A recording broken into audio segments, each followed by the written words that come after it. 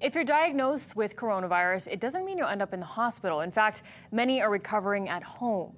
But what should you do if you test positive, but hospitalization is not necessary?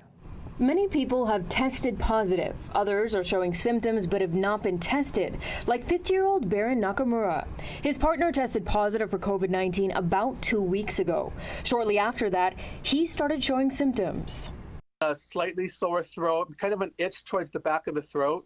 And then after a few days, I got a headache, then the body ache and the fatigue came in, fever, body chills. Both Nakamura and his partner lost their sense of taste and smell and became extremely fatigued. You have a hard time walking down the hallway to get to the restroom. It's so hard. Nakamura says his doctor told him he had all the symptoms of the coronavirus. That's when he decided to self-isolate at home. I didn't want to waste a test that someone else who might have needed it more. Because my symptoms were not severe and I didn't feel I was jeopardizing myself by making that decision. Slowly but surely, both have gotten better. We took our daily vitamins, got lots of rest, lots of fluids. We upped the vitamin C and the vitamin D to help try to boost our immune systems.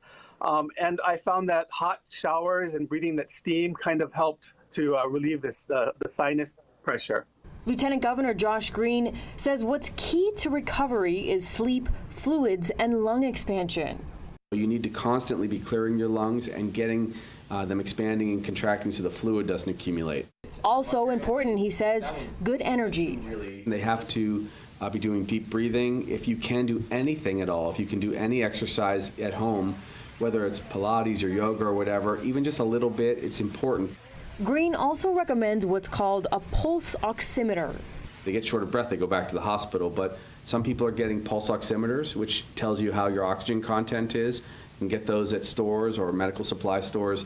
It's a good gauge for people, he says, when deciding whether or not to go to the hospital or visit your doctor.